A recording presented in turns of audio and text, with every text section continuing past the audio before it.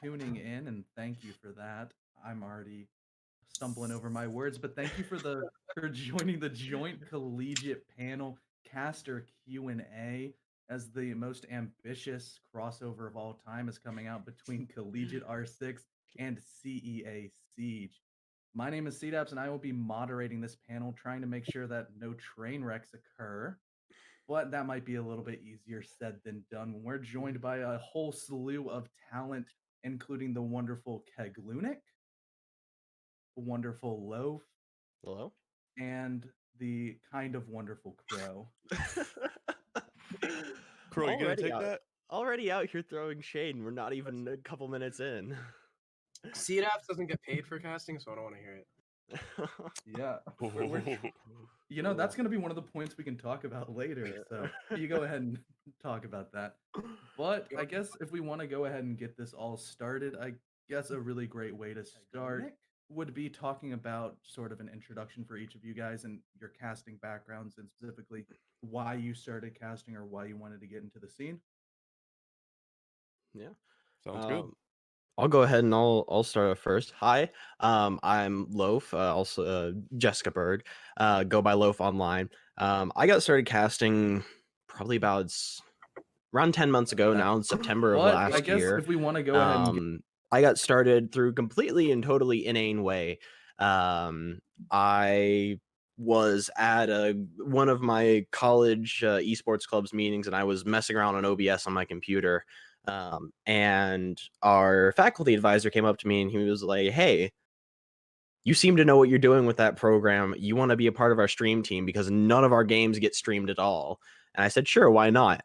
And through that, I kind of slowly got introduced into the world of casting and broadcasting. And I got started out with, I think CRSL was the first ever official like cast I did. Then I did some work for CR6 and CEA, and I've slowly built my way up from there. Yeah, that's pretty much it for me. Do you want to go next, Keg? I mean, if you want me to, it's a fairly long story, all things considered. So I apologize. Strap in, everybody. So I started. I'm a little bit more seasoned when it comes to commentating, which I mean we're all on the same level here. So I don't know if that says a lot about my experience or lack thereof, or how great these other commentators that we have tonight have evolved over the amount of time they've been around in the scene. But I started in 2007. No, I'm sorry, 2016. All things considered. Again, like I think everyone here, I started very innately with a small FGC game on Steam called Brawlhalla.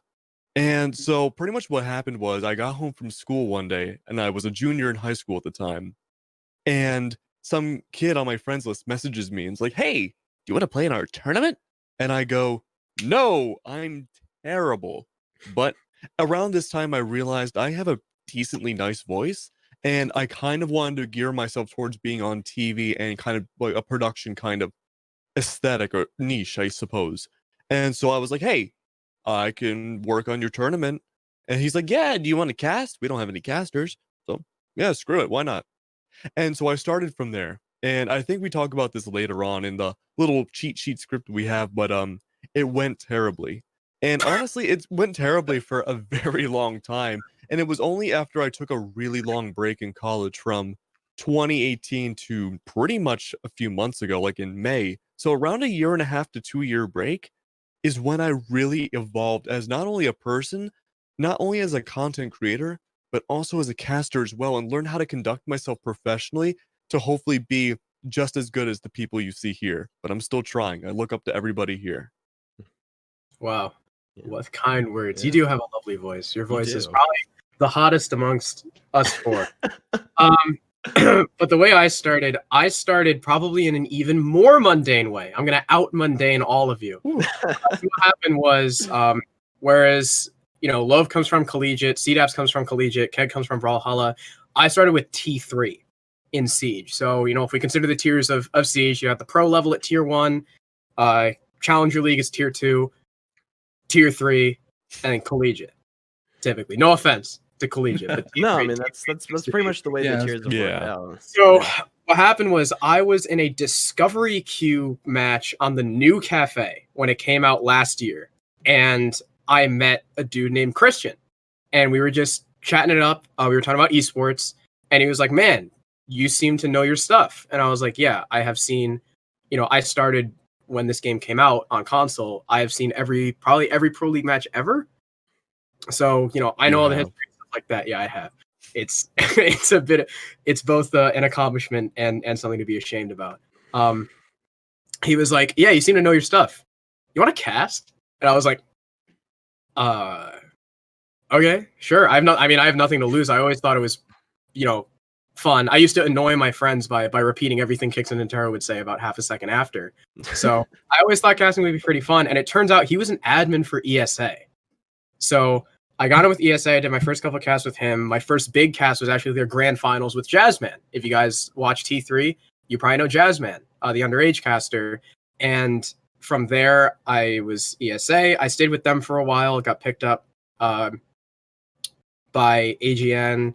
I duoed with Loaf for a while. Loaf and I were probably the first consistent duo. We've been a duo for the past, I would say, like, I said 10 months earlier, but that was really when I got started casting. So I'd say probably about 8 or 9 months. We've been doing pretty much since then with light smittenings of other people we've cast with, but we've done just about everything under the sun as far as casting together. Yeah, we did ESA, we did AGN, we did EPS. We did invite calls. We did invite calls. Yeah. We did Challenger League calls. That's our claim to fame. We got to cast SSG, kick some ass. Yeah. In calls. But yeah, I've been Loaf had to take a break. Loaf took a break. I was just everywhere. So if you've seen T3, you've probably heard me cast at this point. Probably. So that's my story. Yeah, your guys' stories are a little bit more nice and linear. Mine's kind of like a fast track when you think about the growth that you guys specifically have had. Like Keg sort of evolved through everything with this nice, beautiful, wonderful, as Cherish calls it, sultry voice. A nice vocabulary word. But I guess I started directly with CEA because Duke just wanted me to cast because they were kind of running out of casters due to people graduating and leaving the scene and stuff like that. So the first time I ever casted was a CEA show match of the Invite All-Stars versus the Open All-Stars with someone by the name of Loaf. Yeah. As my casting duo, my I first remember time that. casting. Yeah. Yes, we're sitting there in the call on Parsec. Our observer crashes 4 times in a row. Yep. So in total, we got to cast maybe a round and a half over the span of an hour. Yep. And I'm sitting there trying to talk. I'm trying to get my feet out under me. I'm cutting Loaf off. I'm saying stupid stuff and just absolute chaos. Horrible, bad. Can't call any of it a success besides the fact that I got a bunch of really good constructive criticism coming out of Loaf with her experience kind of like getting drilled into me it wasn't a very fun way, but it definitely was necessary. So after that, I just continued casting for CEA, becoming like one of the main consistent casters, usually doing like 1 or 2 broadcasts a week. So ultimately, I did get brought onto the ESA team at the end of last season for playoffs. Then now I'm continuing in with that. Both Keg and Crow are also on that little production team with me. Loaf has a spot if she wants to come back, but we don't know where that's going so far. Yeah, no, there's some other stuff I've been working on recently, but yeah, I did do ESA a while. That's kind of there's a big gap, and then I did ESA for the most part. That's been my main casting gig, but as of recent, I've kind of taken a step back from that. Yeah, it's definitely one of those things. It's like trying to juggle all of your class work if you play on any sort of teams. I don't know if you guys play in competitive at all. I actually did. That's actually part of how I got started. I kind of left it out, but I got into competitive Siege in general. And that's how I found out about CAA, CR6 and all that, is because I started out. I was on the B team of my university's competitive Siege team. And I actually have, I'll find it here in a minute. I actually have my jersey still. We actually managed to get jerseys. Yeah, NCSU has our jerseys as well. That's also how I got started. I did kind of gloss over that as well. Yeah, but with NCSU, fun time. Yeah, but you can. My former teammates can attest. I was a garbage player, and it just sort of feeds into the adage of casters cannot play the game worth anything. Just there are some exceptions, but there are some exceptions. I don't think know. Probably Kix and Stokes are probably the 2 most notable exceptions. Everyone else, it's like, When Oh yeah, We're Plat 3 Gold 1 at best. my little We sister have- can beat me in Siege. are you serious? Probably. That's embarrassing, man. Uh, At least I'm plat too, man. Yeah, my rank has been very, very volatile depending on how hard I want to try. I just don't But care anymore. I played Exactly. Silver 3 this season, man. I don't know what you're talking about. I've gotten into gold for the first time in like 2 seasons just because of how everything has been going. But Oh man. I mean, going from a competitive background of like actually trying to understand the game at a deeper level, I think that actually also sort of propelled me into a more analytical caster role because I'm newer to PC. I've been playing on PC for about maybe 2 years total. I was always a console pleb until I moved to college. So like I don't have the raw mechanical skill. So it's kind of like if I really want to win games and win gunfights, it's like, oh, I have to outbrain people. So if you have that process and that game knowledge, and you're able to communicate it to other people, such as with casting, then that's a really nice innate skill that's helped propel all of us into a somewhat prominent position in this T3 scene, or however you want to call it, with collegiate as well. Well, I don't know if you can call just being on PC for 2 years an excuse, man. Oh no, I'm not making it. Listen, my boys, Polar Ace and Spiker, they're all Well, they're not. members less than a year, and they're in CL. Unfortunately, Spiker is down fighting for their lives. The Polar Ace is doing good. Yeah, They're Boris doing- is doing really well right now. Yeah. They have Razor from Team Reckless. Inrio's nuts. Oh, Going Enrio's crazy. hmm Like Also, if you- imagine a really good player, right? And then multiply it by 10. It's Enrio. That's Inrio. Same thing for Young Alec on Spiker. actually. See, Crow's out here talking about Spiker, and we're just glossing over the fact that a team that we cast on a regular basis, 4 out of the 5 of those members are currently in Pro League. Team Oh, yeah. Oblivion. Team Oblivion. We cast them for like probably a solid 3 months, like the last 3 months that they were in like tier 3 competitive Siege, because they were all underage. Then none of them could actually compete in Challenger League. And then look at the next season. Oh, Iconic from Oblivion is now on the Susquehanna Sonics. Oh, NJR is on Disrupt. Yeah, and and they're- here comes they're the best- Lags and I'm gonna forget his name. Yeah, Lags and J90 here are subbing in for the Sonics while they're waiting for Sleben and Gomfy. That's why we need Quantum to come back, dude. Absolutely, but yeah, I mean it's just absolutely nuts just seeing. That's also something that comes from the sort of tier 3 scene that I've noticed a little bit more is you get to see growth from a lot of these people. Sometimes you get worried sometimes because I've seen teams that were really, really good and have just kind of stayed in the same place, haven't gotten any better. And then I've seen teams like Oblivion, and then you've got Spiker as well that have come out of nowhere. I mean, Nordic as well. We cast Nordic, one of the current CAPL teams. We've cast them before, and they're now sitting in Pro League. So yeah, I mean, being able to see that growth from the bottom up is really, really interesting to see. I think it's probably one of the better things that comes out of tier 3. Definitely. Even that's happening collegiate as well. I Yeah. believe that there's another panel next week talking about this traditional, like the actual transition from collegiate to pro league. I know there's a good amount of teams on the Canadian side with Canadian Pro League. I think they were from Simon Yeah. Fraser plus Yeah, Ziggler's that's from what I did, right? Buffalo. Yeah, like Mhm. Coffee and I think Spectrum. Yeah, that team. Yeah, That Simon team. Fraser, and then the University de Montreal team also made it really Mhm. far. They faced up against Nordic and lost to Nordic. And I think I think York made who it is- as well. who's the York did other? pretty well. There was another university as well that made it decently far, and I can't. I think York got Challenger We've- League with we've- Headless and a couple other people. Crow and I have cast them before, and I can't remember their name. It was one of the ones we cast back in CRSL. Who?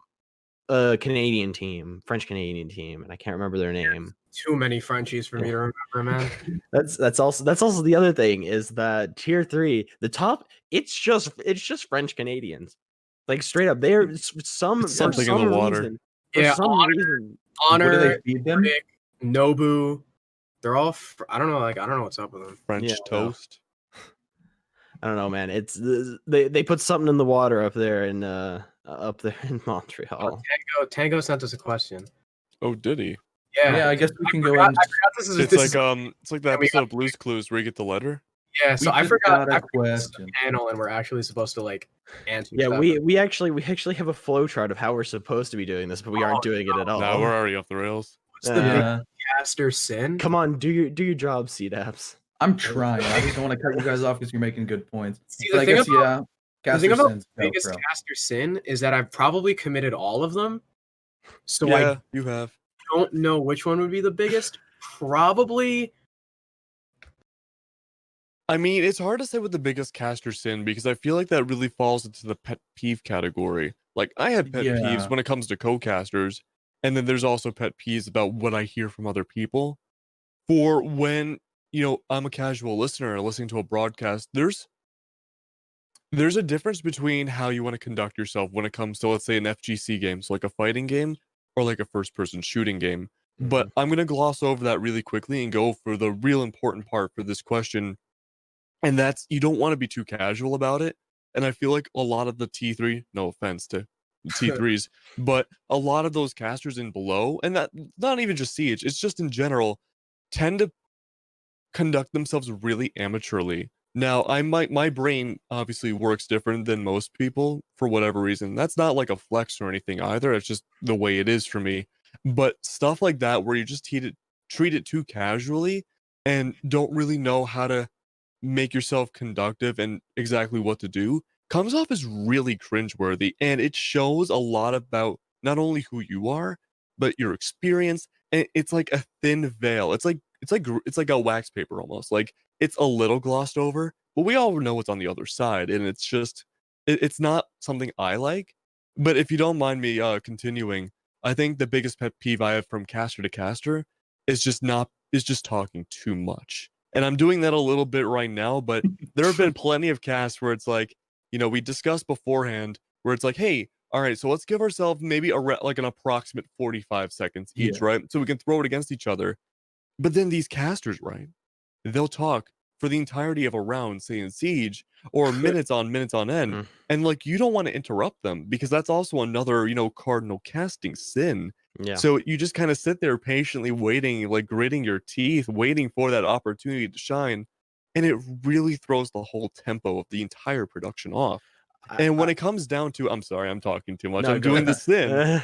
I was about to say probably the biggest, like probably that boils down to, I think you can boil that down to is the biggest sin is breaking the flow of a cast. I think is probably I think that is probably what is considered the cardinal sin of a cast. It is breaking the flow of it, not recognizing, okay, I only need to be talking for this long, or oh, I'm stepping on the other caster's toes, or oh, I'm doing this and it's not flowing as well as it should. I think that's probably what it boils down to the most. We had trouble with that until we started getting into a groove. Oh yeah, I think probably our first like month and a half worth of casting. We would consistently like interrupt each other and be we like, would interrupt each other. We'd talk for like process. 3 minutes. We talk for like 3 minutes at a time each. I think probably the biggest thing that like pushed me to make that better for me at least was I got some feedback on my casting from Stokes. I sent him one of my VODs and I was like, hey, he's like, yeah, because I had been in a couple of his streams. I mentioned, is like, hey, and he was like, oh, I've never like heard your casting. I've heard of you, but I've never heard any of your casting. So if you want to send a VOD my way or something so I can give you some feedback, just send me whatever. And I sent him a VOD over, and he is one of the most blunt people ever, and I will always thank him for that because he railed me for my casting because he was like, the core of it is very good, but you're making all these little mistakes that make it very, very bad as a whole. And I have taken all those to heart, and I have just tried to implement as much of that into my casting as much. One of them was it was little things like making sure you make a pause in if you're pausing to throw it off to the other caster, especially online, make it very deliberate. Make that silence sort of hang in the air so the other caster knows, okay, it's time for me to talk now. And another one is to use the game clock to figure out how long you're talking, because that is That's something I used to do all the time. Is I would talk for 2-3 minutes at a time. I mean, heck, I even did it on land. The one land that I've ever cast, I talked over my co-caster for probably 5 minutes straight. Neon, if you're watching this, I feel so bad for you, and I'm so sorry. Yeah, that's one of the things, though, right? So I think the biggest change for me as a caster, I feel like my greatest, like, not to pat myself on the back, but I feel like my greatest strength as a caster is my flexibility. Like, Mhm. a lot of people I noticed, like, when two duos, EUL, when two duos have never duoed before, there's always that kind of like tension, right? Like, you can tell they're not used to each other. I feel like my greatest strength is because like in my daily life, in school, in high school, and all that stuff, I was always a really cordial person. Like, I can get along with everyone. Like, if person A and person C like hate each other's freaking guts, like, I can still be friends with both of them. Like, that doesn't bother me. I'm just a friendly person. So I feel like that's kind of helped in my casting. It's really easy for me to try and like feel someone out and get their flow down. But I feel like my biggest change as a caster was finally like pushing myself to stop being lazy and take notes. Yeah. Yeah, I think Yeah, that's a I think I huge was one. part of that push as well. As I pushed you because I was like showing you my notes, and I was talking about, oh, it was like this person did this in his last game. It's like, what? It's like, I was like, you should probably be taking notes as well. And he was like, notes. What is this about? I don't need any notes. What do you mean? I've been playing chess. So I'm 20. I have been playing chess for the past 16 years of my life. So I have a really good chess memory, right? Like, I can recount whole chess games move for move, and that's really helped when it comes to Siege. I can usually recount, entire rounds just from memory, but notes have really come in handy just boiling down to statistics, like how someone's won a fight. Entries, all that stuff. Entry deaths is huge for me. Like, if I miss an entry, I will go back in the VOD, like desync myself from the clean feed just to find it and resync again. So I feel like that was probably the biggest change. And like you said, Keg, like the whole like being too casual kind of thing, I'm very guilty of that. I am extremely guilty of that. Just because, like, if the environment I'm in is really casual, I will just cut loose. Like, AGN has told me, like, they're like, we didn't pick you up to be professional. We picked you up, like, we didn't hire you to cast the way we want. We hired you because we like you and the way you cast. So I was like, okay, screw it. They let me curse on stream sometimes, which is fun. Like, that's the league. Like, EPS, I stay super professional.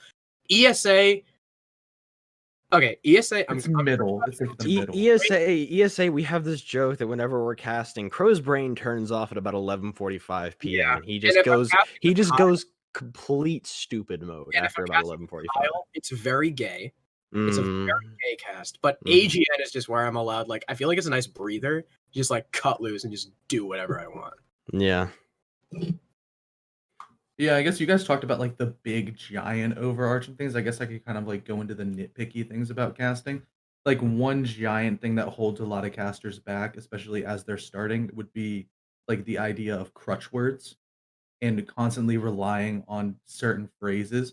Because at the end of the day, you're talking for a long period of time. You're trying to you're doing it live. You're sitting there, you're relaying the information that you're seeing into a way that is understandable for other people. So I know specifically, whenever I would take over from another caster, like they would pass off to me, I would say, and now we see.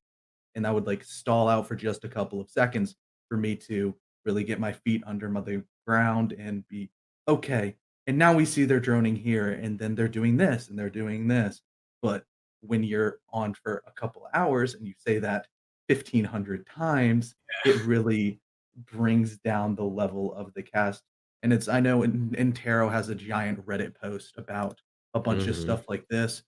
If somebody could link, I guess I could link that in chat for people. It's like one thing is having a big vocabulary. Yeah, read a And just Yeah, I can read off some stuff. one of the biggest things is talking about vocabulary is those crutch words you talk about. I've for me it's been filler words. It's and it's just like those sorts of things is one of the biggest things I struggled with early on. I still kind of struggle with them, but I've made a very conscious effort to try and pull them out of my vocabulary because they were such a big part of it. But yeah, that's one of the biggest things that I think helps separate a good caster from a great caster is being able to is not only being able to cast over the game and understand what's going on, but as well to have the solid vocabulary and good. I don't really know how to phrase it. Just have, boiling it down to the most simple thing, have good words. That's pretty Yeah. much it.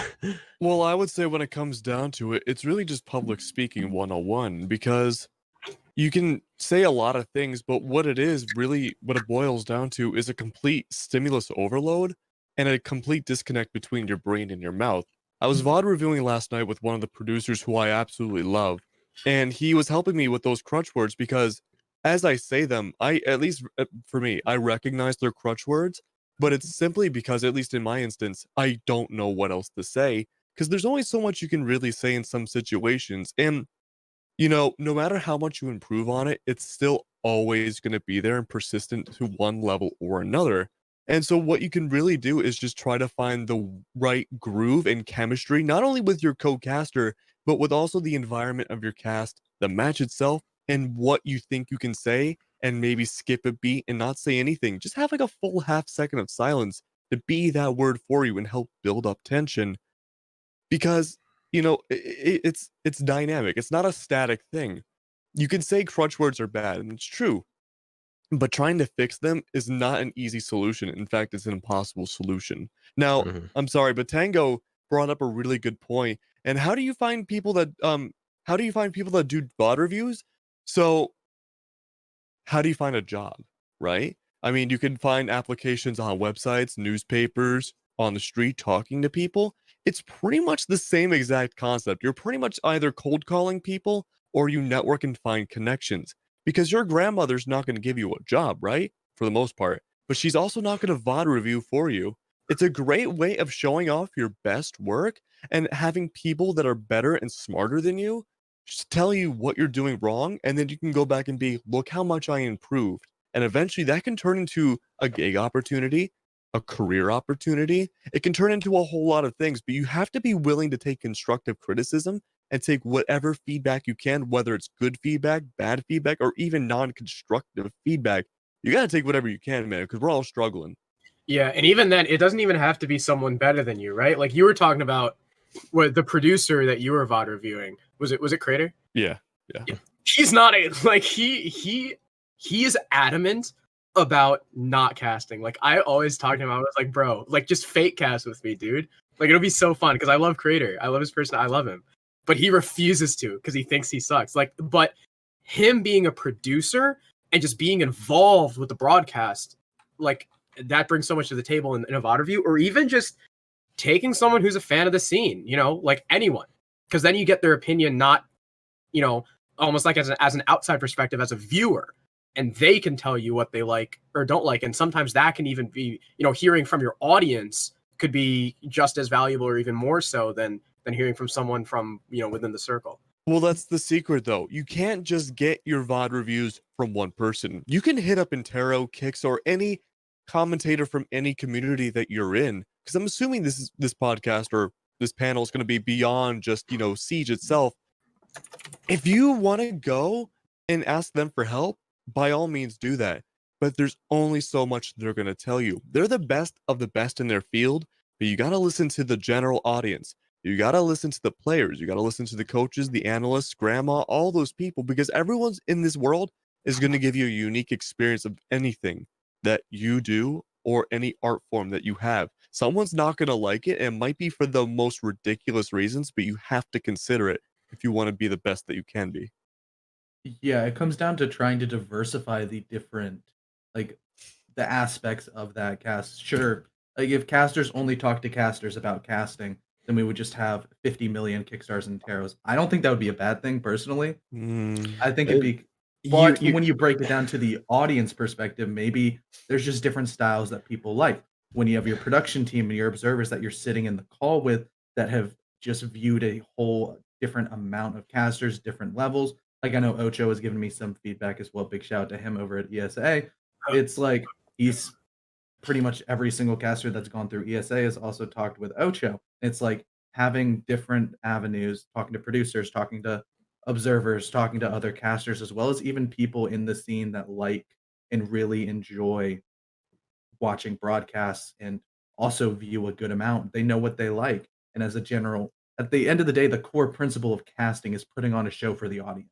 It's making it so you're adding to the gameplay to a point where you can not only elevate it and make it more fun to watch, but you're also simplifying it down and allowing core ideas that not everybody knows about to be sort of brought down to a level that anybody can understand, but not dumbing it down too much so it sounds stupid. It's finding that nice balance, like walking the fine line between that different things.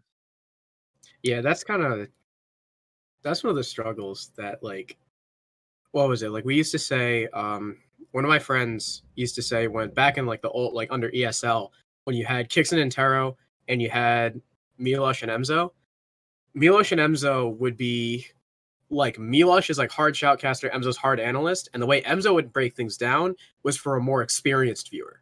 And with Kixen and Taro, they're both really flexible. You know, obviously Kix is kind of, you know, a better analyst because he comes from the pro scene, but they would be able to dumb things down more to like if someone's new to the scene.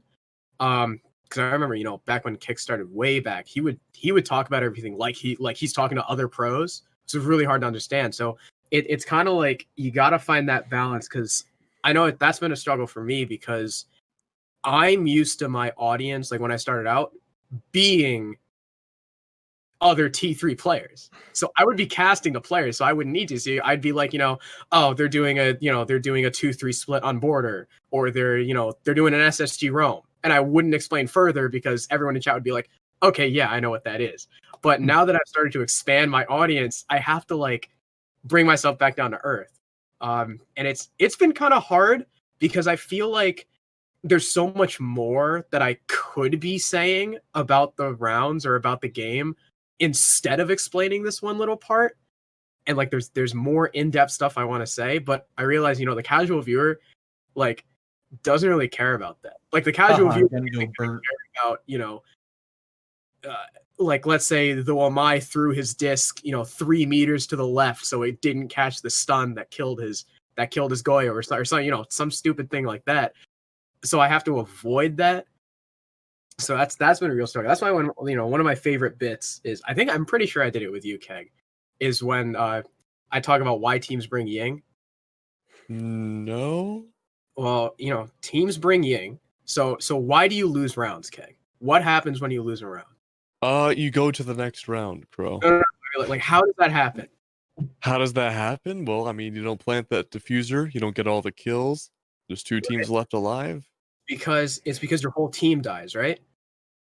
Now, when your team dies, that's because the enemy killed you. Now, in order for the enemy to kill you, they have to be able to see, right? You see where I'm going with this? Yes, I see where you're seeing. Yeah. They have to be able to see. Now, with Ying, you take Ying. Because what she does, she says, no, you can no longer see. And then bam, you stop losing rounds. Yeah, See? but I think that's an interesting point because we don't really see Ying being brought too much anymore. Like when Theme Park first came out, I think you had a very valid point. But since then, even in that short amount of time, we've seen a small kind of micro meta shift where she's not brought as much because people maybe they put on glasses. I don't know. Yeah, maybe. Or maybe you know, right? If you want to see, you bring Warden.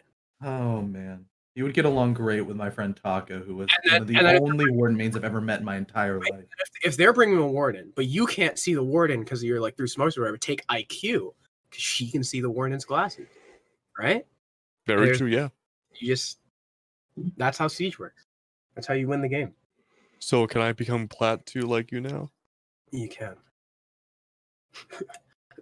Oh man. I hope you could see the pain on me and Loaf's face during that entire interaction. Like that was actual pure. You can still see it on her face. She's struggling. I want to touch. I'm sorry. Oh, I'm sorry. Go on. This is like this is what happens after about 11:45 on an ESA cast. This is when Crow's brain shuts off, and it's only 7:30. I wanted to touch Yeah. upon really quick. When we mentioned before about who are the best people to VOD review, and this is kind of just a general life advice. And for me, I'm a pretty anxious person. So originally, when I wanted to go out and kind of seek these, higher up people out for VOD reviews, I'd always be afraid that they would like, curse me out on social media and stuff and like make me look like a really stupid person. That's not going to happen. I've actually had that happen with a really popular Siege YouTuber a long time ago, like 2 years ago, and I haven't forgotten about it. But the chances of that happening are probably close to having lightning strike. But you just need to put yourself out there. You need to become um, not eccentric. I'm sorry, an extrovert. You need to be an extroverted person when it comes to this whole career field, and that's going to really benefit you a lot. Just putting yourself out there for a lot of these things to get either to our level or even beyond our level. Yeah, and I guess I want to go and drive the discussion further away from that. I think we've touched on those specifics for quite a bit. I guess we could go more towards the hardware side of like we can start talking audio principles and stuff like that. Like what kind of mics do you need? What kind of software do you expect to run during a cast? We can touch on those kind of things. So I guess Keg, you can go ahead and start it because your mic looks pretty nice right now. Yeah, I would say this is pretty much the best you can get at this point. I obviously didn't start out with a Shure SM7B. I think when I started off, I just start off on your basic Blue Yeti microphone, and there's a lot of technical nitty gritty details with it. Yeah, there it is. That's the blackout Yeah. edition. Yeah, But Crow and I both use that.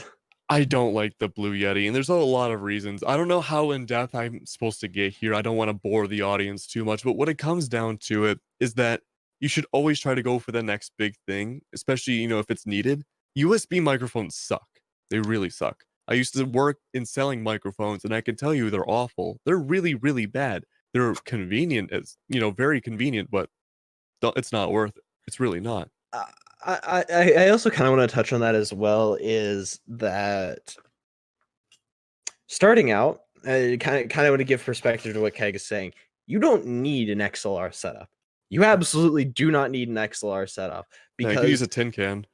because straight up. I mean, I've used this USB setup for 6 months now. I think at this point, and it's been perfectly fine for the casting that I've been doing. Now, if I were to continue trying to grow and do things that were further above what I'm doing, I would maybe look into upgrading to an XLR setup. But if you're just getting started and you are just kind of doing it as a hobby, and you're just kind of, if you're doing it just as a one-off, use whatever you have and you use for basic like Discord chat or whatever. That's going to be perfectly fine. But if you're going to be doing it on a more frequent basis, just get yourself a halfway decent USB microphone. A Blue Yeti is going to be perfectly fine.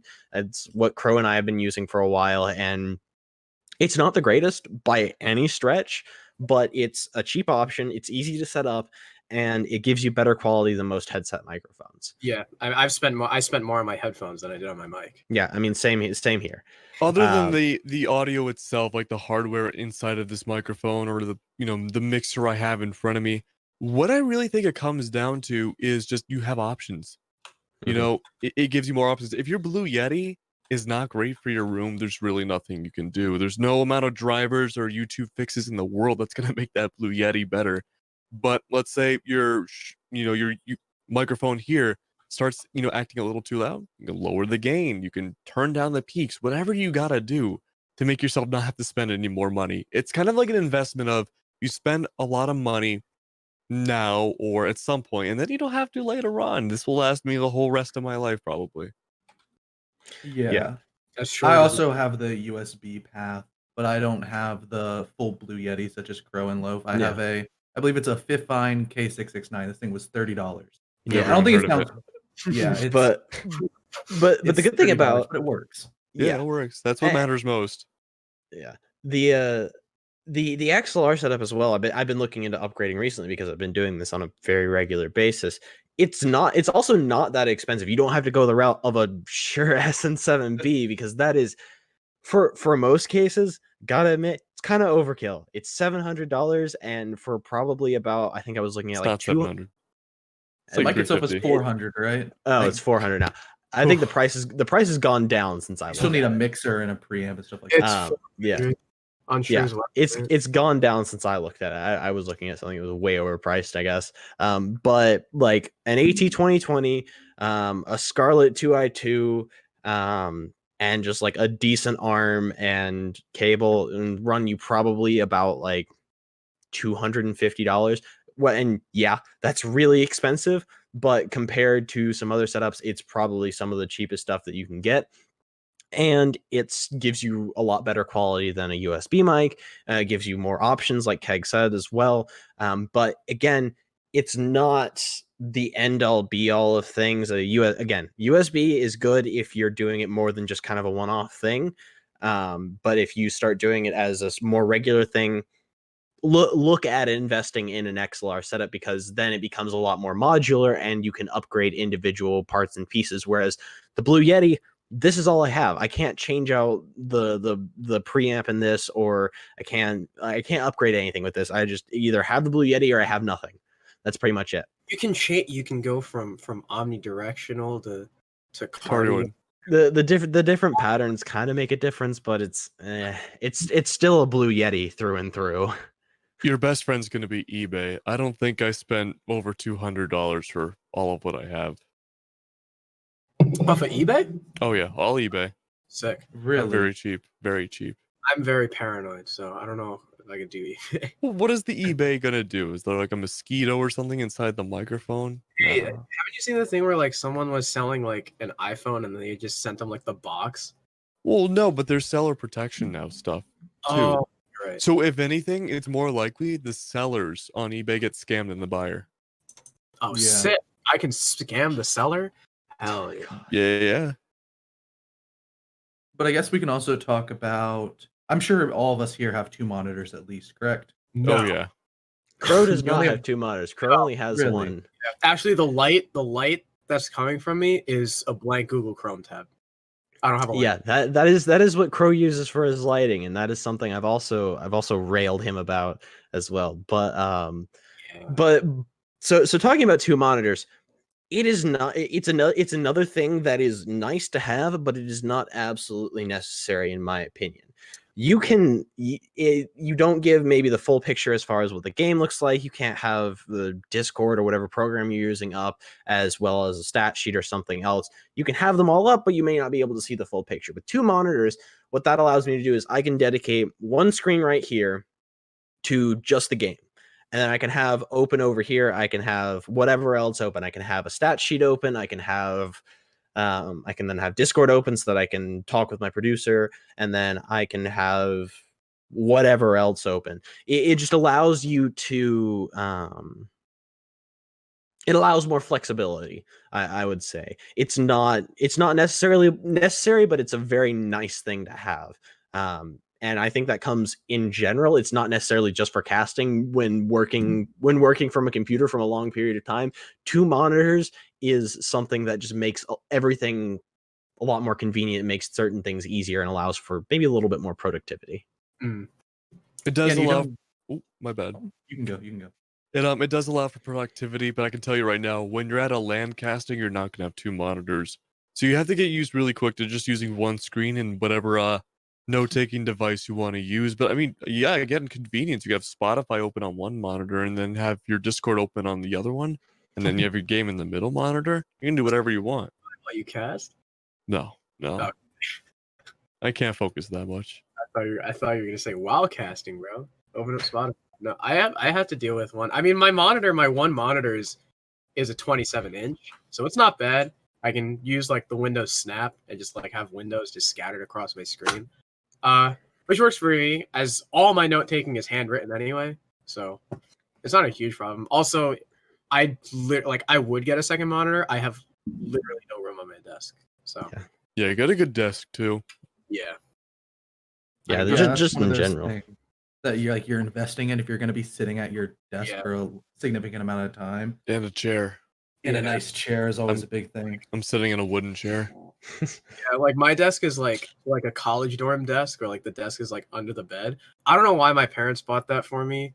I kind of hate them for it. Like that's the one thing I'll bring up. I'll be like, "You bought me a stupid desk." Oh, you sure showed them. Yeah. See? Yes, we've actually got another question rolling in. What should be the main priority upgrade when moving up the tiers in casting? So, like, what would you put your money in first if you have to? First thing is, so if you're I'm going to assume that you're starting out base, nothing. You've got a single monitor, keyboard, mouse, and headset that has a mic built in. That's what I'm going to assume starting out. First thing you want, separate mic from your headset. That's just one of the first things you want to get. Like a USB mic or something is probably the first one that you would want to get. That's one of the best things because you want to make sure that there is no issues with hearing. The sound quality is good for the people on stream and for the people that you're casting for. Next thing I would go for personally, next thing I would go for is second monitor. Because again, it's not necessary, but it is nice, and it is something that can it allows for a lot more flexibility, and you can do a lot more with it. Then after that, I would probably say I'd say after that, probably then look at an XLR setup. And face cams is a completely separate thing, because not everyone requires it. But if you are required to have a face cam, just get a base like Logitech C920. It's like $60. It does the job right.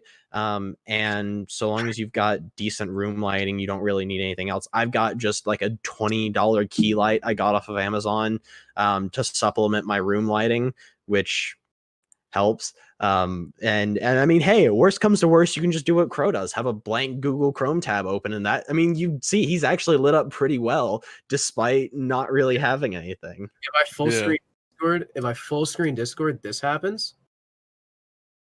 Yeah, and I mean, I'm doing the same thing. You can find creative ways to make it work, if nothing else, when it comes to a webcam, because again, not everyone requires it. The priority, especially for online stuff, is going to be your voice rather than the video, because for the most part, you're going to be in game and the people aren't going to see you. Loaf actually Loaf bought me mine. Yeah, I bought him his webcam because they were requiring it for ESA, and he was like, I'll buy it when I get back from Florida. I was like, they need it tomorrow. And it wasn't tomorrow, it was like 3 or 4 days, and I was like, screw it, I'm just gonna buy you a webcam so that you actually have something and you're not getting kicked out of ESA. Yeah, fair enough. I would also upgrade your internet too. So just so like halfway through you don't get cut out or anything. I'm still flying on 25 megabits a second. It's not terrible. That's It's on the cusp of being really bad. Yeah. If it was 24, that'd be a different story, but you're at 25, you're chilling. Yeah. Yeah, the main thing is stability with internet and such like that. Because essentially, I guess if we want to start looking in behind the scenes of casting, like what actually happens, so like what's the unseen stuff as well as how we prep for a match. Like the main thing would be you're gonna probably either go into, if you're just starting out, you're probably not going to be using vMix. You're going to be in a Discord call using Parsec. Mm-hmm. So if you want to talk about any experiences with that kind of stuff. Yeah, I think I can probably talk about probably going to be something that you will need to get very familiar with, especially if you're getting into the tier 3 scene, because it's used pretty much constantly, is Parsec. It is a godsend. Yeah. I don't know who created Parsec, but whoever did, thank you. Parsec? It is, yeah, Team Parsec. But what it is basically is a program that allows you to remote into any computer and just see what's going on their screen. You can focus in on games and whatever. It's sort of like a Discord live stream, but through a dedicated service that's just completely free. It is way better than Discord Live as well. I know we use it all the time for clean feeds and stuff, just so that we can see what's going on in the game in real time, and our casting is completely synced up. You'll see sometimes people will use YouTube clean feeds, and that also depends on the kind of setup that you're using with the production side of things, because you'll see you may have a dedicated producer and a dedicated observer, and they're not the same person. Hopefully. It's still quite prominent in the tier 3 scene, where you'll have the producer and the broadcaster are the same person. That's how ESA does it. That's Yeah. how that's how CEA does it as That's how a lot of different groups do it, and there's nothing wrong with it. Honestly, it has some advantages, but it still can. I don't know what. I hard disagree with that. Dude. If you can separate the roles of just about anything you can to dedicated people you need to. Oh no, I absolutely agree with that. Again, I think it has some advantages when it comes to you've got your producer in here, but you can also talk to the observer and say, hey, go look at this thing. Because I know Crow and I have done this, or we've hinted at it in our casting and they've been able to switch over to it immediately. And Carpe, can we look at this? And he'll switch over. Yep. Yeah, or we've been like talking about a player and then they'll switch over to that player. And I mean things like that have been helpful, but you're right. Being able to split up those roles eventually can help because it allows for the producer to focus solely on producing and the observer to focus solely on observing, and you can get better quality things from that. They don't have to worry about so much at once.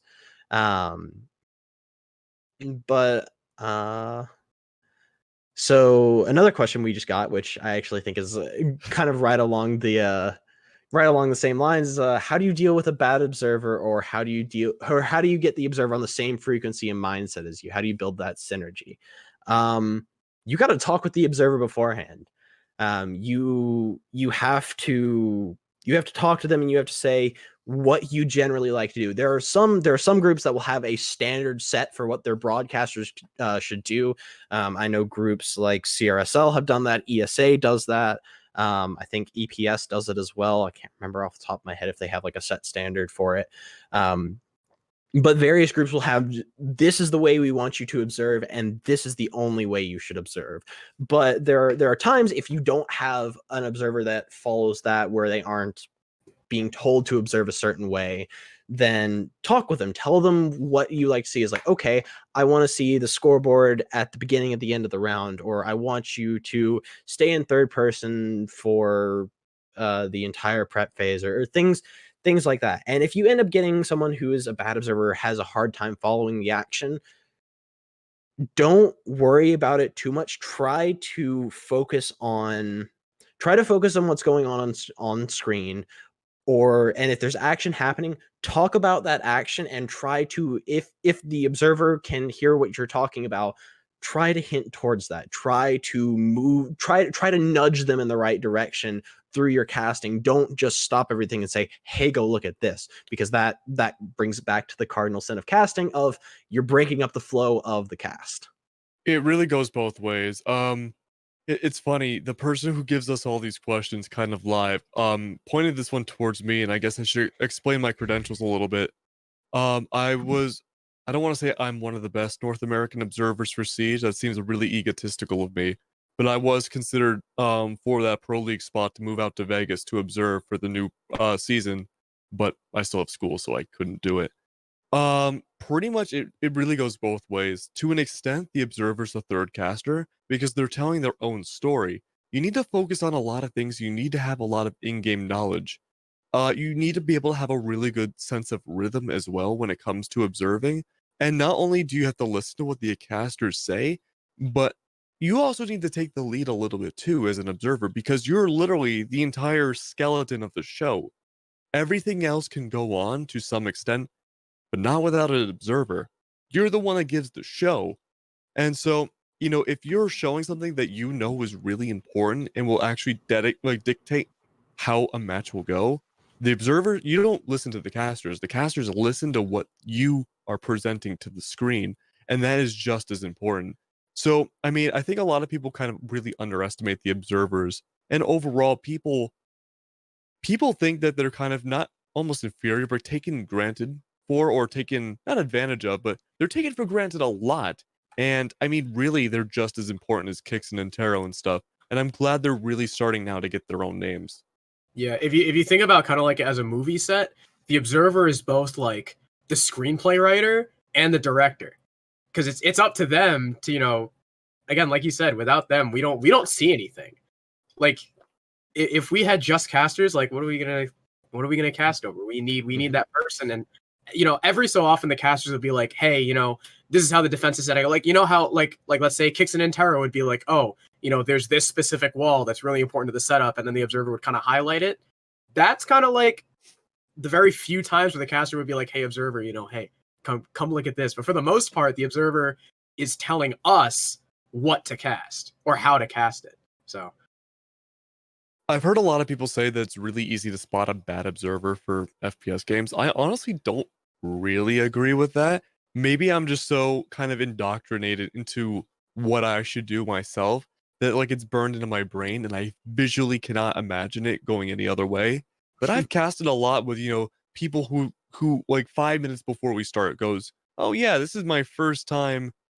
This is my first time ever observing." And I'm going in my brain, "Okay. Uh-oh. Okay." And honest, it's really not that bad, all things considered. I mean, for the most part, everyone has that inner kind of ticking mechanism of what rhythm should be, and that's really good. That's pretty much the most of what you need. It's just a matter of getting that raw mechanical skill and game knowledge to see those little tiny micro strategies that go out and have the caster help highlight that as well. Yeah. So our question person wants to ask where we can see these great observers. Honestly, a lot of the T3 and above leagues have decent observers. Hi. Ty's good. Ty and I are pretty much equal when it comes to it. Sino is the North American observer, and he's really great as well.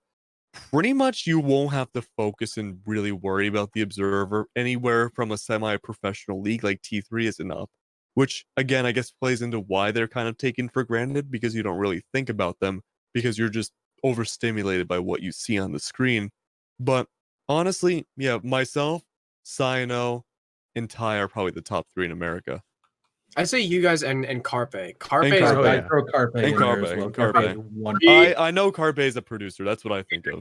Carpe's kind of moved into a more producer role, but for ESA, I think he still does observing. And Carpe, Yeah, and for CEA as well. Carpe almost like perfectly mirrors Medics' style. Because I know Carpe actually told me he sat down, he studied Medics, how he observed, and tried to reflect that. So Carpe is a really reliable observer. He does ESA. It was actually for EPS. EPS has been using one of the staff members, Bubs, was like when they brought me on for the relaunch of EPS. They were like, all right, you're the first customer we want to work with. Here's Bubs. We don't have a dedicated observer yet. And Bubs was like, and I was like, oh, Bubs, you know, have you observed before? And he was like, no, this is my first time. I was like, yep. He's still been doing pretty decently despite. Nervous, but like, especially for his first ever like observing gig, he was actually doing really well. Mm-hmm. Like he was catching, like it was one of those rare moments where for somehow he was catching like all the important action. We saw nearly every multi-kill on stream. That's good. Yeah. Well, you got to keep in mind too that there's a huge difference between like the T3 scene and Pro League because having observed like, you know, Space Station Gaming and Tempo Storm and all those people, it's a very different ball game because you may know the game really well, but sometimes you don't catch things that are pivotal to the round that you don't realize normally is extremely important. And even then, sometimes the action is so high octane, it is almost physically impossible to keep up with it. Yeah. With that being said, though, oh my god, I completely blanked. But with that being said, yeah, observing is just a really kind of almost a niche area that's really important. It is just a huge, crutch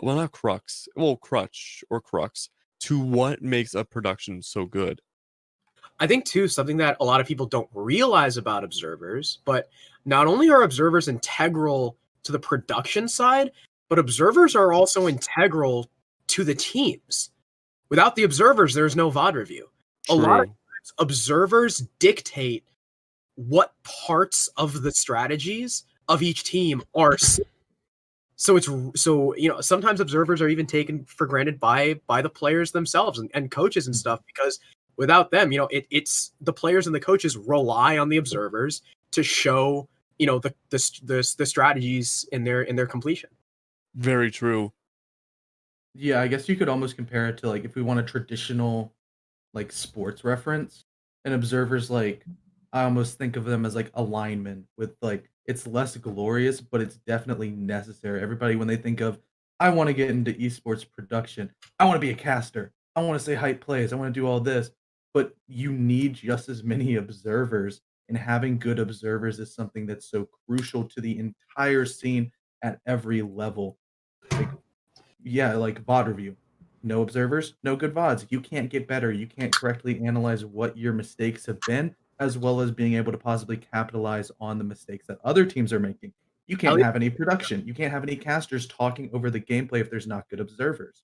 And just that whole idea of it's like not necessarily a it's not a glorious position, but it is so necessary and integral. And I wish that there was a way for us to like properly like, I know with ESA, they've started with the face cams. There's the 2 casters as well as the production. That's sort of bringing into light and showing. I know when Ocho does it, he has a little side cam. You see, like, his 3 monitors, his stream deck, him, like, on his controller and doing, like, 50 million things at the same time, showing that it is actually very difficult to do. And it's just as hard, probably harder than casting because you have to do a lot more predictive work in order to correctly read, "Okay, they're pushing on this side of the map. That means in probably 5 seconds, this person's gonna die. He's gonna be traded by this, then switch over to this person. Then that means all of this wall can be open and they're gonna flood into sight. And like correctly predicting the action, it's not necessarily as an observer, you can't be reactionary. It's almost all prediction. Yeah, absolutely.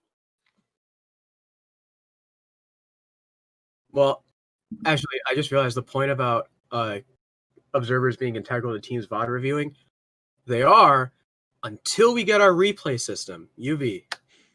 We want those. We want those match replays. I think another. Oh yeah, but who's gonna give you the replays? The observer. Wait, Well, no. if it's like the CS:GO demo system, Yeah, what they're planning on Oh, doing. I see what you mean. Like, remember Black Ops 2 theater mode? It'll be like, Yeah. it'll be like that. I think too another question that we glossed over that I am very connected to is someone said stats wise and notes wise, what should you prioritize during a match? Now let me I still don't know. let me give you a good demonstration. While Crow's getting his notes, I'll sort of pop in here as well. Every Crow is an extreme example. That's all I'm going to say. Crow is a very extreme example. I think when it comes down to what you should talk about or what you should prioritize stats wise is I think you need to look at sites. Probably entry is one of the more important things you need to look at. Sort of the flow of the rounds as well. Sort of see how they went up 2-1 and then they lose 5 rounds in a row. I mean, you can sort of start to see that momentum building. Talking about how they're winning their rounds. Are they just outgunning these people, or are they getting a plant down and just preventing them from counter defusing? Are they playing for post plant? Or are they playing just to kill?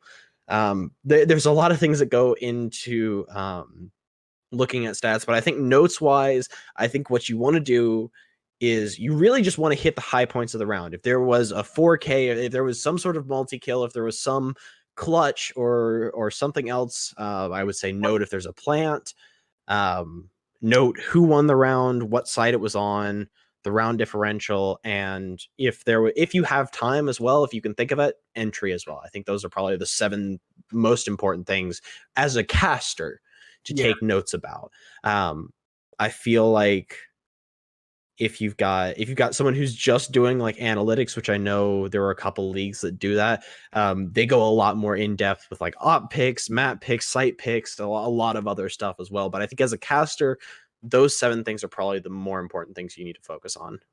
Yeah. So as a caster, that like Love said, I'm a bit of an extreme example, but that's because Siege is such a nuanced game, and there's so many different factors, different like a lot of people a lot of times our job as casters is to point out the big picture, but in my notes I'll take down every little contributing factor. So like Loaf said, bomb site, who wins the round, I record every round who gets the opening pick and who was the opening death. I record how many players are left alive for the winning team in each round, because that gives me a better idea of how dominant the rounds have been. Like let's say it's a 3-3 scoreline, but Team A has had 3 to 4 people alive at the end of every round, whereas Team B, it's all come down to 1v1. So that gives you a good idea of, yes, the score line is even, but Team A has been still taking the rounds a little more dominantly, and they've been coming really, really close for Team B. I also take down, like Bo said, any multi-kills, 3Ks and up. If it's, 1v3, 2v4, 3v5, stuff like that. Any really influential flanks, who gets the plant down, and usually at what time the plant was down, like if it was past 000, if it was like, a plant, a minute and a half in the round at 5v5, that's definitely something notable to record.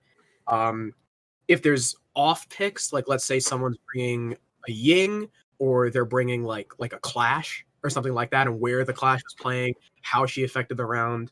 I just want to reiterate, Crow is a very extreme example. If someone throws, like You there need to was be like, here, Crow's all the way up. there was a round where I think it was Thunder Logic versus Rose. They're holding, two players are holding a crossfire on the bakery double door, and then Maestro swings out from the cross, and it causes them to lose the round. Like I'll be like, okay, Maestro threw.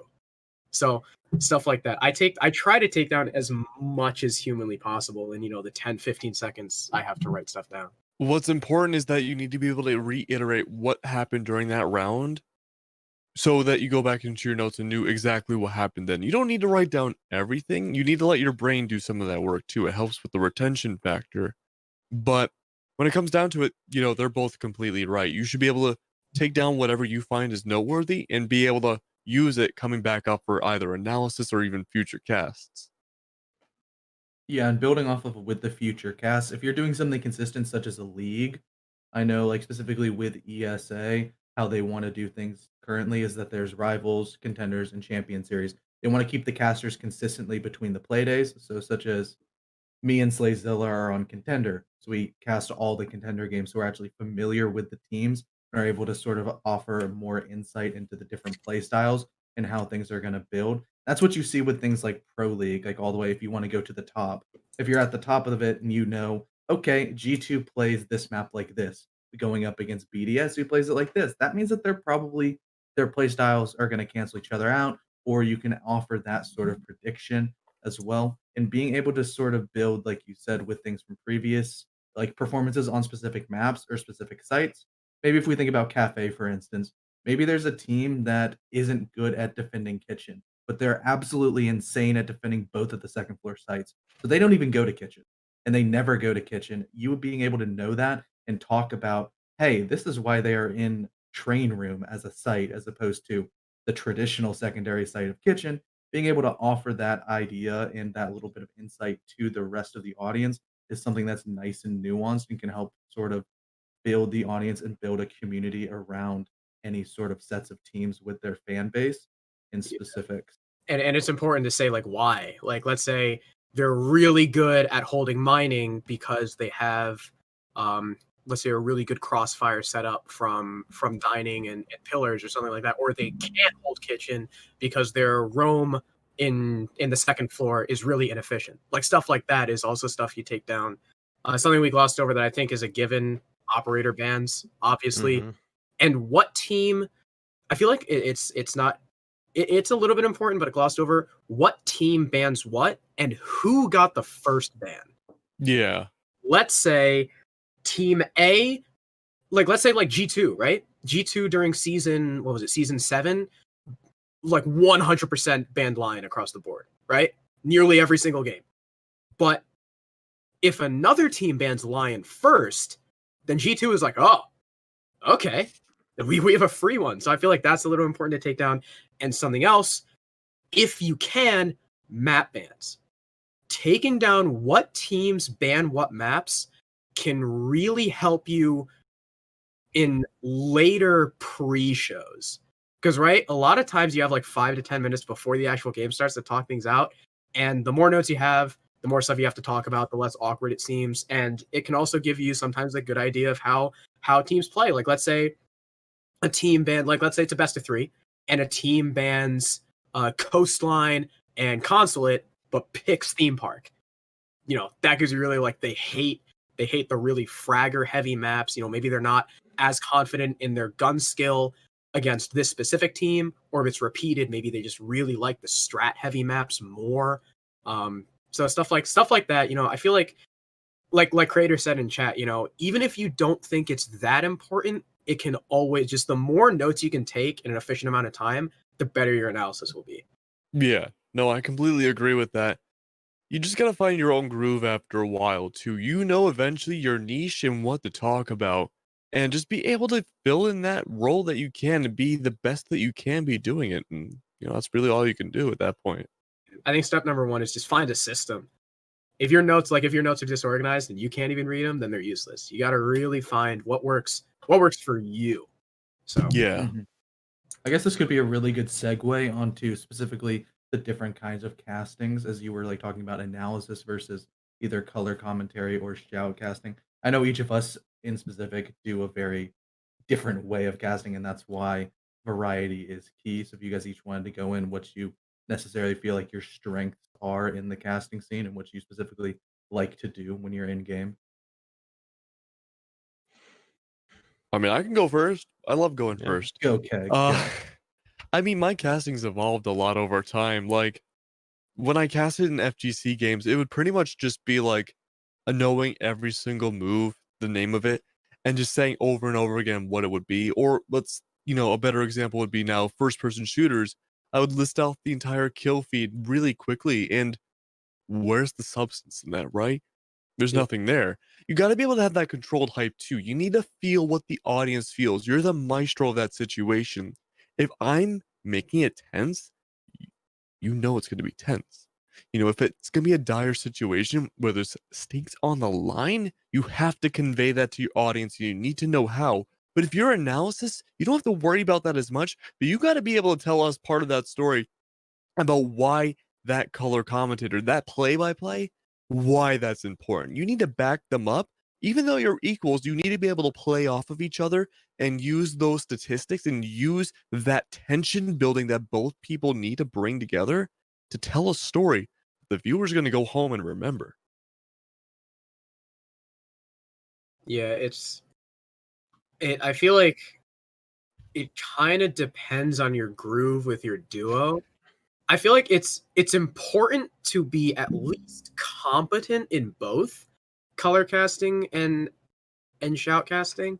Mm-hmm. But I feel like I started as more analysis just because I wasn't confident in shout casting. Like I would fumble over my words. I would, not be able to keep up the pace. But like you said, once I figured out that, you don't need to tell the whole kill feed. You can just be like, oh, trades go back and forth, and as the dust settles, we're out in a 3 versus 2 or something like that. Like you don't need to say like, oh, this guy killed this guy, and this guy killed this guy, and this guy killed this guy. Like you don't. A lot of people do that because they feel like they need to, but the viewers can see the kill feed. Yeah. Yeah. So, you got to explain why it's impactful. Yeah. Because who cares if Lion kills Mira, right? I don't care. They're just characters. They were programmed by some guy that gets underpaid. I want to tell you why this player behind the keyboard takes this person down and why that's going to affect their career going forward in Siege. Yeah, and another thing too is don't be afraid to, like, let's say you're in the beginning of the round, or let's say you're talking about the opening pick, right? Like let's say there's a Valk and a Pulse on the defensive side, and their Jaeger spawn peaked IQ. Like that's huge, right? Because IQ's the big counter. She can see Pulse through the floor. She can get that, pistol bangs through the floor, at least call out, watch out, don't stand still, there's a Pulse. Spot out the Valk cams, outside, whatever. And as you're explaining the importance of that kill, don't be afraid to like keep talking, even though, maybe there's a refrag. Like maybe the Jaeger spawn peaks IQ and then 15 seconds later gets refragged. If you're still talking about the IQ, like keep finishing that thought. Like don't interrupt yourself just to say, I do that, yeah. Jaeger dies, by the way, and then keep going. Like that's just kind of like it doesn't matter. It took me a long time to just like stop calling out everything in the kill feed. I can say I've been guilty of that as well, and I've shifted more and more over towards that. You want to be building that sort of story arc that Keg was talking about. You want to talk about. Let me stop for a second. You want to build a narrative around the game. That's mainly what a caster is talking about. You were talking about You've got the like the director and the screenwriter and all this. I mean, you are essentially writing the script of the game as it happens. You are the one who's telling the story. You're the one who's taking what's given to you and crafting that into this story and this excitement. And I mean, you use the analytical side of things to talk about. I would say sort of give more insight as to what's happening in the round, but You're it's adding to not, the lore. yeah, you add that, you use that to bring as to why it's continuing going. Like I can sort of bring an example back to the CRSL playoffs that I was actually casting with Crow. We were doing, it was Utah versus Akron in the last match to determine who would make the Final Four. And I don't remember anything about that game. but what I tried to do during that is I had two simultaneous narratives going on at the same time. I had one going that was the Utah sort of came in as a dark horse during the entire thing. They were, no one expected them to go as far as they did. No one expected them to be the top of their group, and here they are facing up against the Titans, the previous champions that are Akron, and just a powerhouse that have made a dent when it comes to even Challenger League quals, because Akron during the last ESL Challenger League qualifiers actually made it a decent way. But talking about that, and then also talking about how Akron are the returning champions, and they're having to face up against one of their more formidable opponents of Utah, this team that has come out of nowhere looking to dethrone them and take them away from their spot. It's building stories like that, which is one of the most important things of getting past shoutcasting and analysis. Well, those are the two roles you typically see. The casting as a whole is about telling the story and weaving in, taking the shoutcasting and analysis and using that to build the story. And for example, is talking about, and you can do this to individual players as well, but talking about through the rounds how slowly Akron has started, they've come down really far. I mean, Utah's up 4-2, and you can use it to talk about Akron seems they're losing their steam. They seem a little bit demoralized. This threat is looming over them, and you've seen the last few rounds have been very dominant from Utah, and and that's just digging in. That seems to be digging in on Akron, and there's just different ways that you can do it, and bring in the sort of analytical and shoutcast. You use the hype casting to then bring this to a climax as well, talking about and when it gets towards the end of the final rounds, you can just slowly build your way up. You can get more and more excited, not rattle off the kill feed, but talk about I mean, this is the last chance for Akron to make their final push. This is the last chance for Utah. This is the end of everything for them if they want to continue on in this series. I mean, just finding different ways to do that is, I think really the ultimate purpose of those roles, not just I think not just providing insight into maybe the round or the game as a whole, or trying to appeal it to the larger audience. Well, that is a very good thing that those roles do. I don't think it's really the end all be all of those. Yeah, it's definitely, and like you were saying with building up like different narratives and stuff, it also depends on if you're finding your role. It's knowing who you're with as well, and that's why Mhm. specifically duos are so powerful in esports casting. I know I haven't casted with you in months, Loaf, and I don't Oh, it's really been count our first. ages. I don't even count our first cast as a cast, but I've done a lot with Crow and Mhm. Keg. I did for the first time on what, Monday or Tuesday. But like the way Tuesday. yeah, one of those. But the way you do different with different people is just entirely different. I know with Keg, his confidence just kind of like let me take a little bit of a step back, and I was definitely more of a supportive casting with him. He was Oh, I don't doing like all. that. No, I was letting you were shoutcasting and stuff, and then I would break it down. Like, you'd be saying the last 45 seconds, it's a 1v4 and the clock's about to hit 0, and you're like, "Okay, CDAPS, roll with the analysis." He goes, "Yeah, they won this because this, and this, all of this was happening. while you were able to take a break and wait for more action to go, we started off our conversation with those ideas that you sort of tossed to me, and then I built something up and then tossed it back to you to continue. It's just that back and forth is what you need. But at the end of the day, Crow also made a really good point that you need to be comfortable doing both. You can't just be analysis when you might be talking in the middle of the round and then all of a sudden somebody drops a hatch and gets 5 kills, just gets an ace off the instance. And that's something where I specifically did have trouble as I started casting was I sort of have like a very like relaxed voice and it's hard for me to necessarily put the excitement in and portray the emotions that I'm feeling. But as I've gone on, I think I'm slowly getting better at that, and that's the main feedback I've gotten from other people. But so, like with Keg, I would do more of a supportive role, necessarily like quote unquote supportive. But then when I'm with Crow, me and Crow just both feed off of each other's energy and just keep on going up and up and up and up and up, and it's just everywhere. Yeah.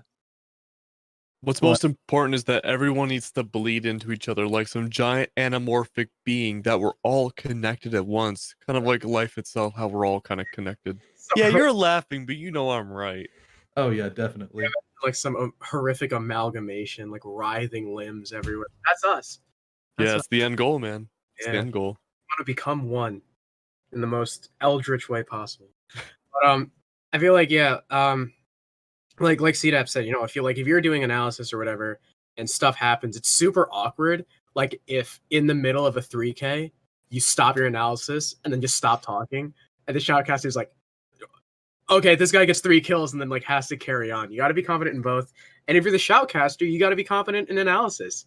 You can't just be standing there, with your thumb in your nose, like, yeah, this guy killed this guy. That's how they won the round, and then throw it off. So I feel like too, a big thing that some people do when they first start out is feel the need to fill dead air.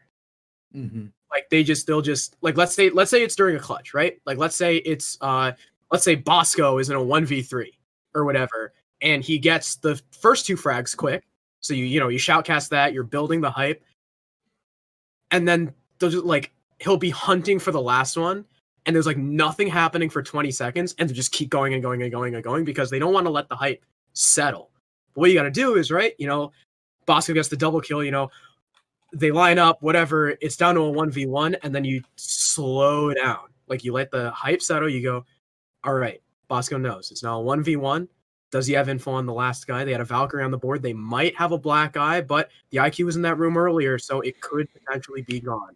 With Bosco's approach, it does not look like he knows the Jackal is in the corner. He's going to wide swing it, but he turns just in time. And then, as the last kill progresses, that's when you feed off that lax and you bring it back to a climax. It's kind of like you start up, it's like a roller coaster, right?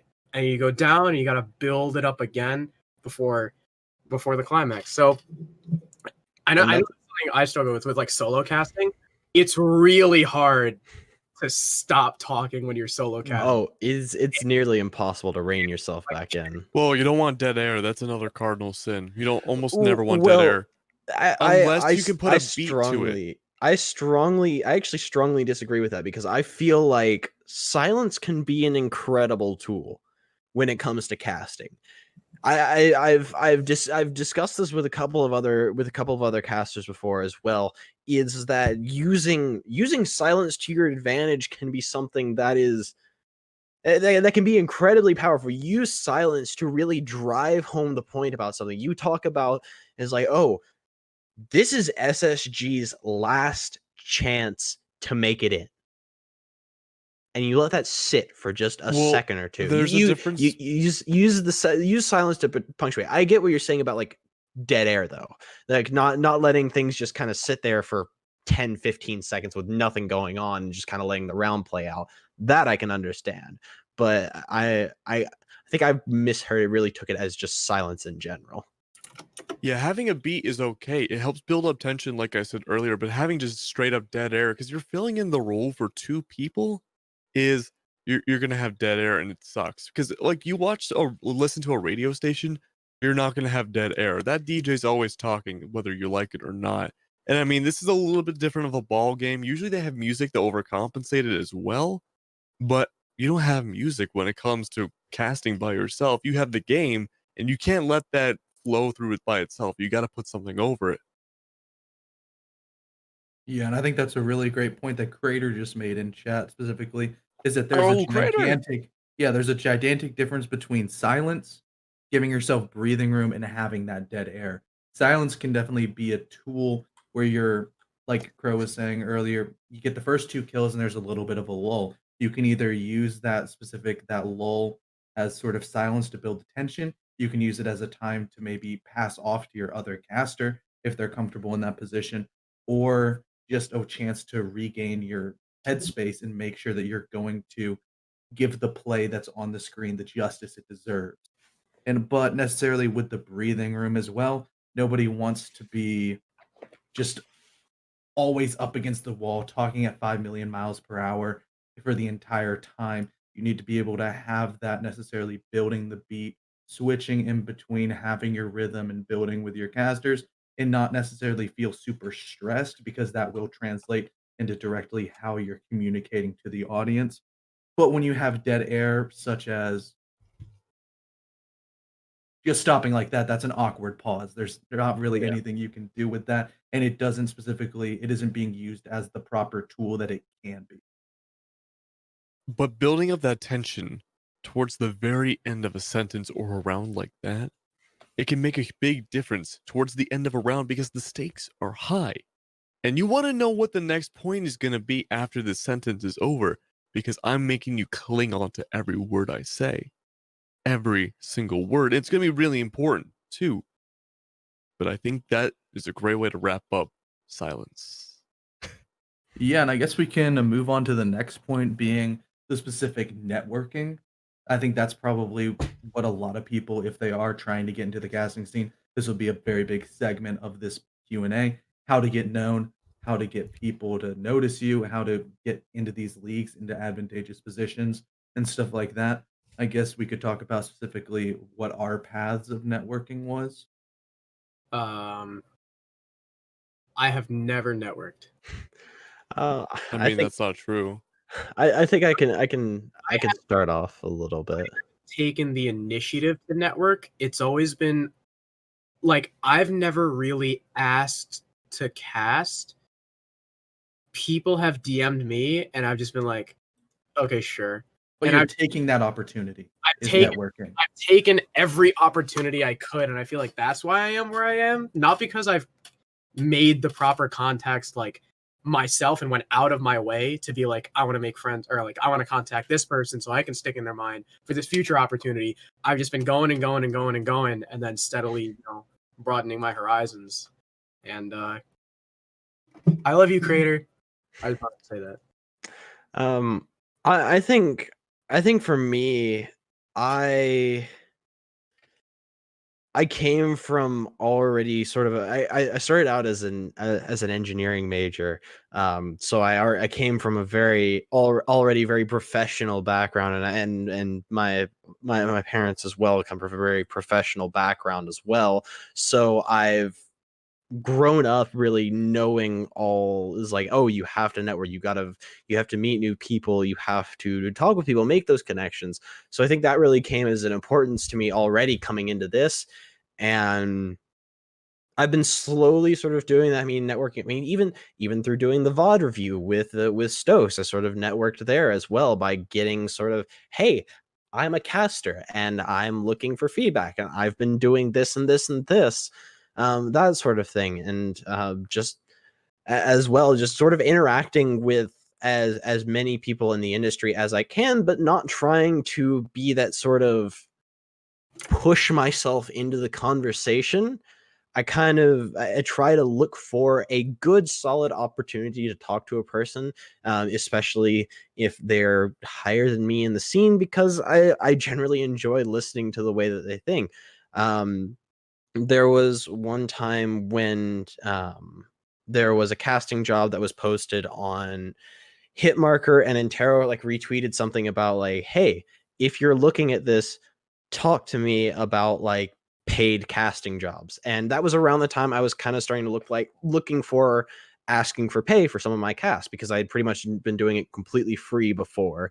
And through that, I was able to talk with Intero, talk with him about some of my casting as well, and sort of make that connection with him. It was really just a lot of it has been right place, right time for me, but a lot of it comes down to if you want to really network, go to events. I know right now in this current climate, that's not really possible with COVID and everything that's going on.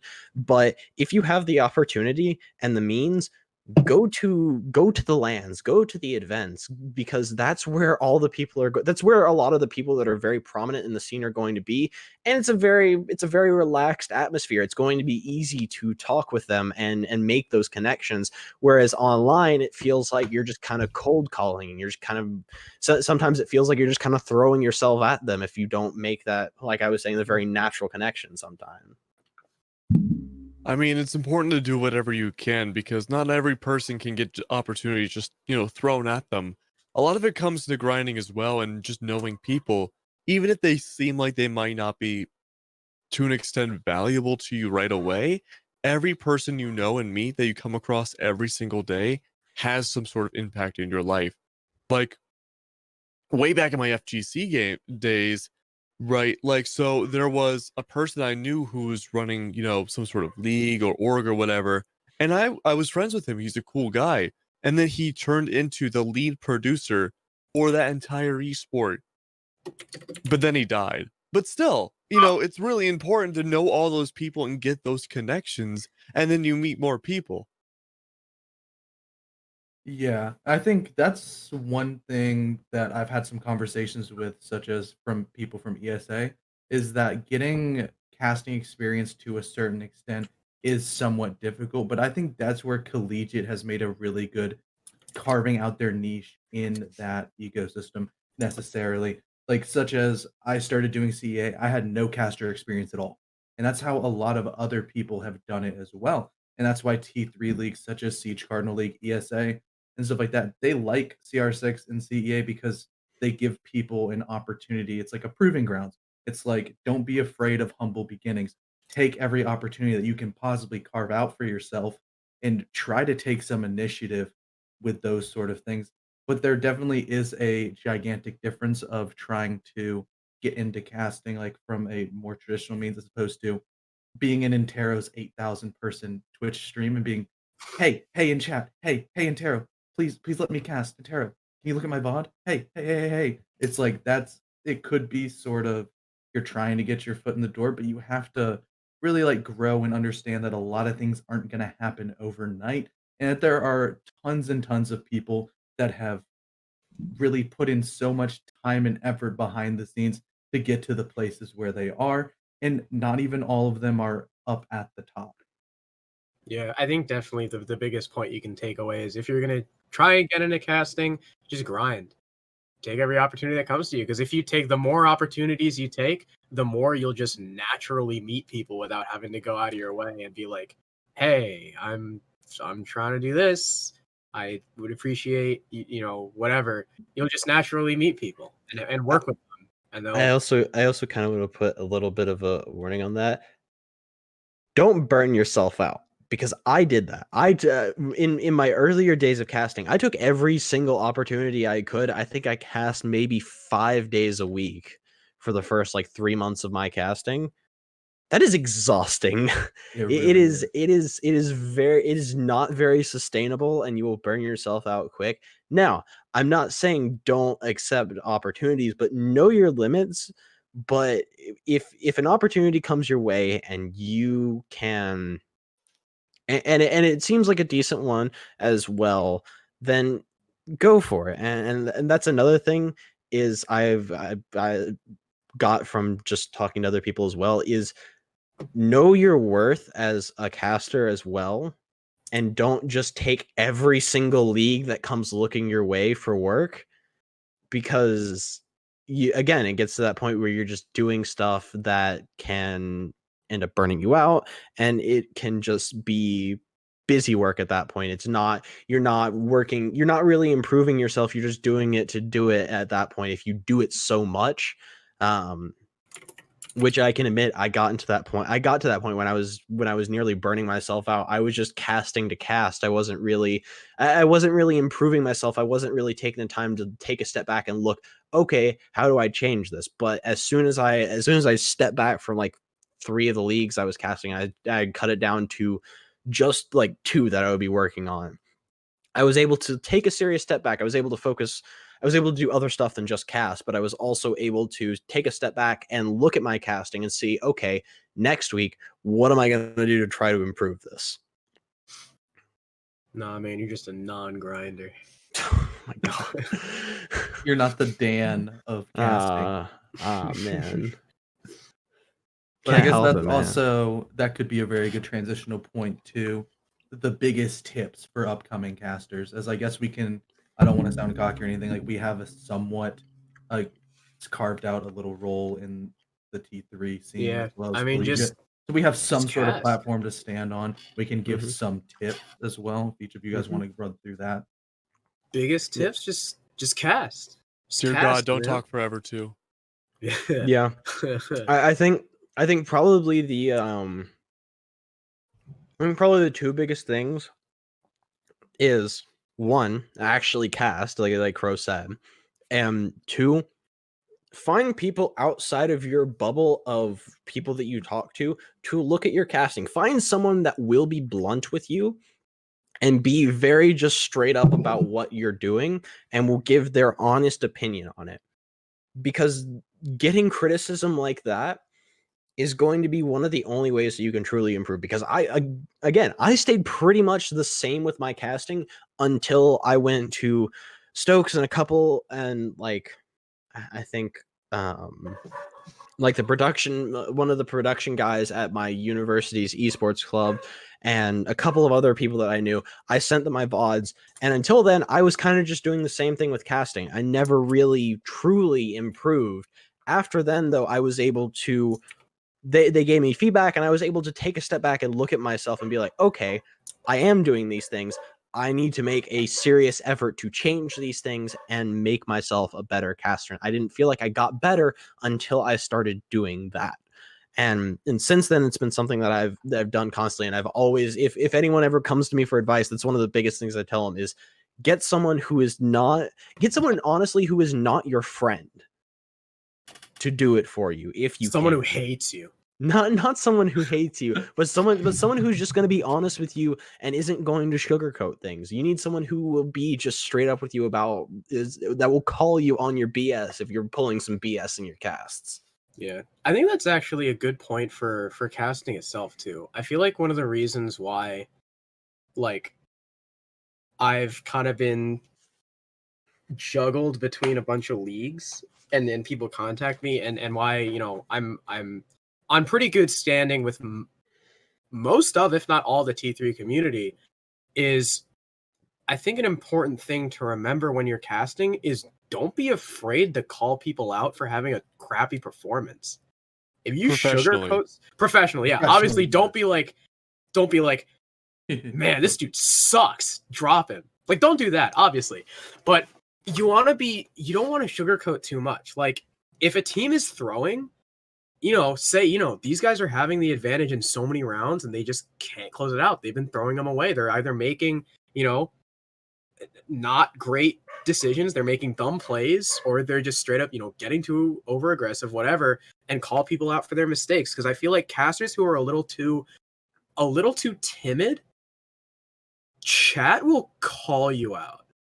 Chat will absolutely call you out, especially in T3. Where in T3, the more teams trash talk is kind of like, you can tell the more teams trash talk to each other in game chat, the closer they are a lot of times. And it's the same thing with casting. The more you highlight, of course, you know, balance it out. The more you highlight both what a team is doing well and what a team or a player is doing poorly, I think that the better standing you'll have with the players themselves. Yeah, it's sort of like we talked about a little bit earlier, building the sense of community, but you still, as you want to cast, one huge thing is staying impartial. You don't want to, quote unquote, simp for a team just because you like one of their players.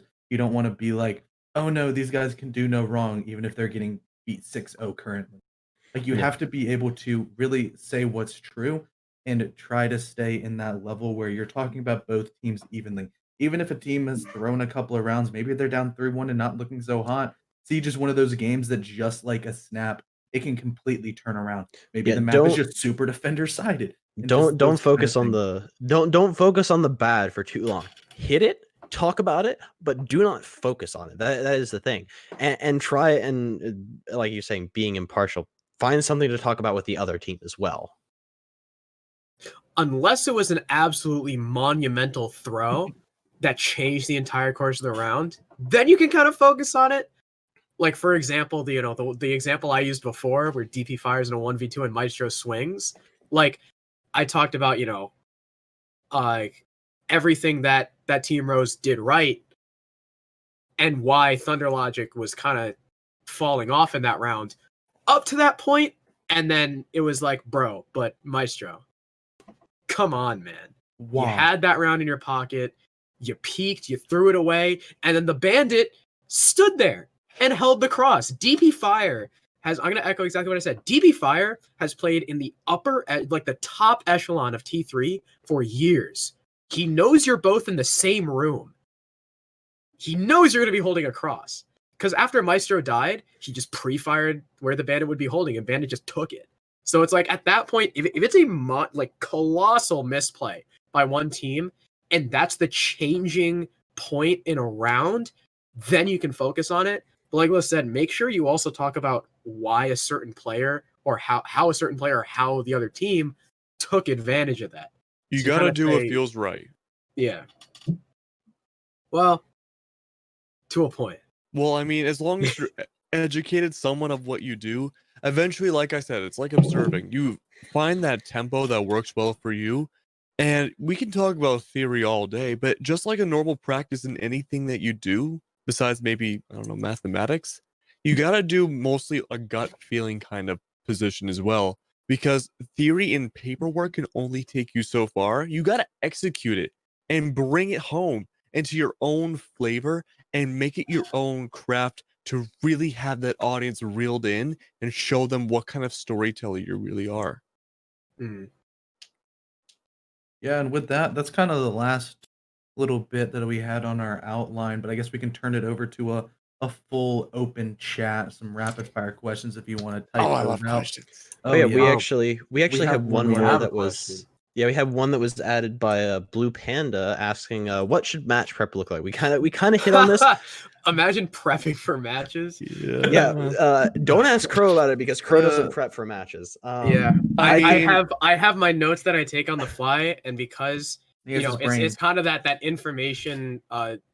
If your brain takes an information in multiple ways, you tend to remember it more. So I tend to just kind of remember what teams do. Again, because I want to talk a I little bit train more. myself. But Yeah, I want to talk a little bit more about the traditional side of match prep that you that you'll see a lot that you see maybe a little bit more commonly, which is one of the biggest things is VOD reviewing, which is the act of going through and watching VODs of the teams that you're going to be casting to sort of figure out their play styles, the roles of players, what to kind of expect from the players.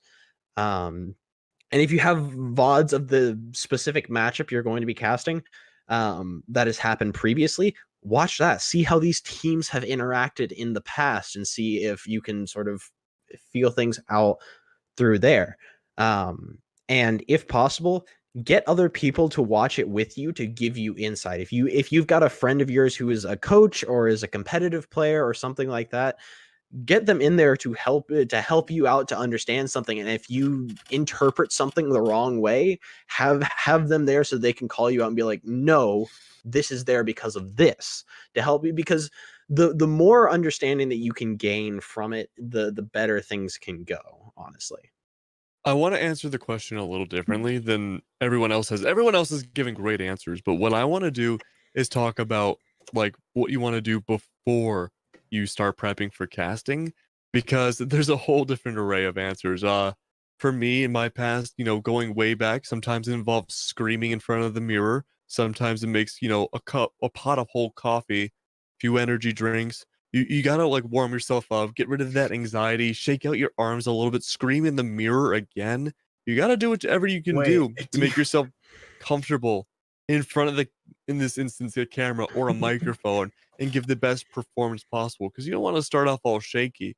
Oh, and honey. Drink a lot of honey because it lubricates your throat and makes it nice and not scratchy. That's a good point. That's why I drink all the high fructose corn syrup lubricates my throat. Yes. Yeah, you're gonna die at like 25, dude. What? How many Cokes have you drank this stream? You're on like what, number 3? How do you have teeth? He's either 3 or 4. This is my 5th. He's only 5th. Oh my god. I had one right before we started. You better brush your teeth after the stream. I do. So yeah, my pre-match prep, Eat ramen, drink Coke. Oh my God, you're gonna die at 25. my pre-match prep is I always have a routine. I eat a bowl of ramen. I make and eat a bowl of ramen. That usually takes like 20 to 30 minutes. And I drink a bottle of soda. If I don't have soda, I'll drink an entire bottle of water, which I should probably do more often. And I just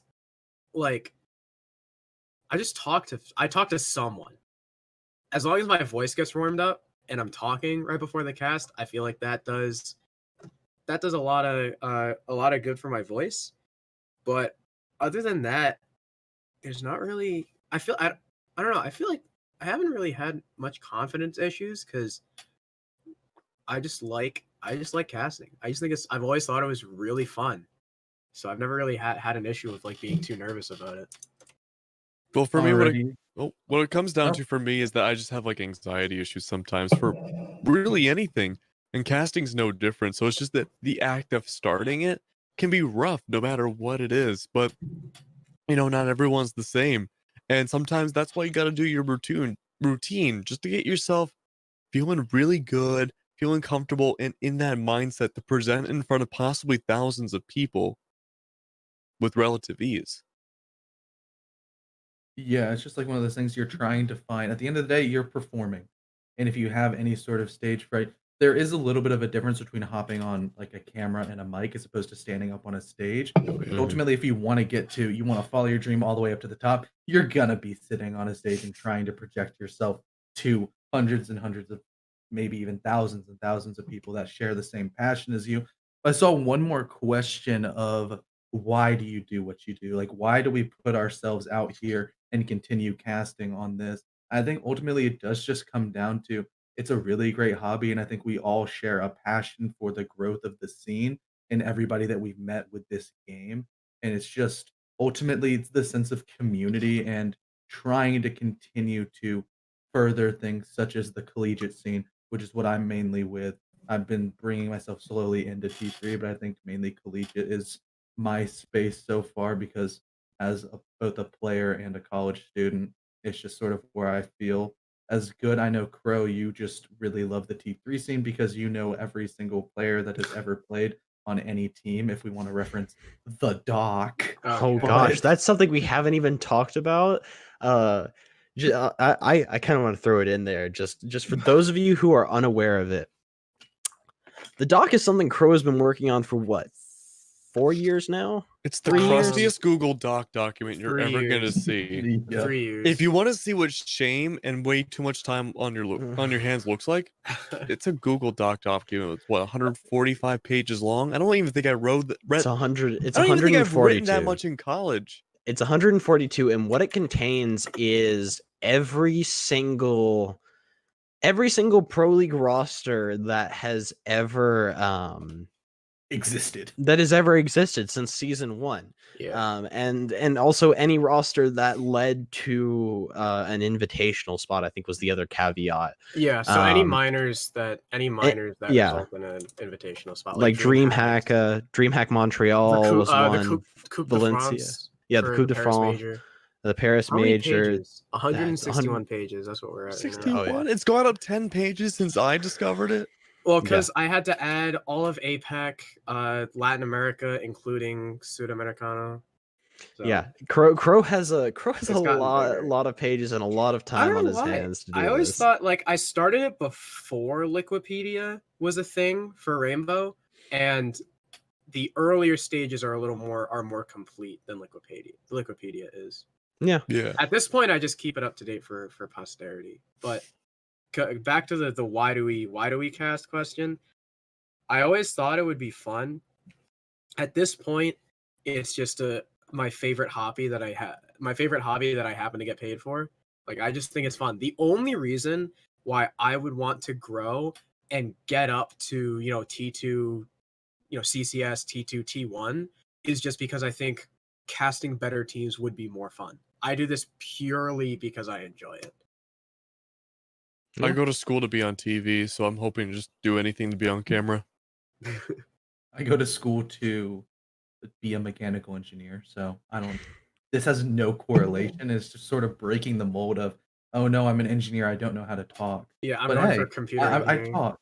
I talk. It's kind of cool. It's kind of interesting. But like when a lot of people meet me, like if they have any conversations, they're like, "Oh, what do you do? Are you like a business major or something?" No, I'm an engineer, and they're like, I used to take that as like an insult, but now I realize that that's actually like sort of a strength.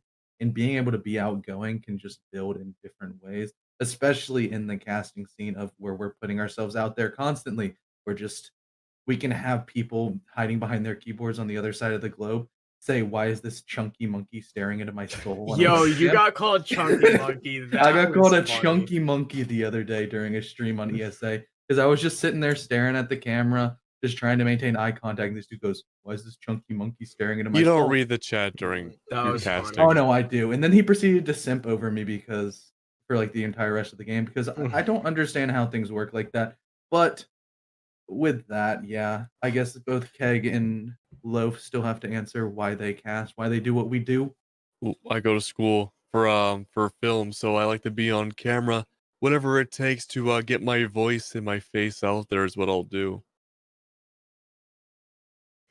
Yeah, I think why I cast is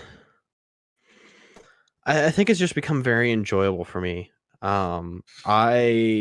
It started out sort of the same with Crow. Is like it just started out as a hobby that I really enjoyed, and slowly and slowly, the more and more that I did it, the more and more I realized that I wanted to work to make it a career and make it what I did for a living, because it's just I don't know. I've just enjoyed it so much, and it's felt like it's felt like something that I could do for the rest of my life, and I would be perfectly happy doing it for the rest of my life, which is something that really hasn't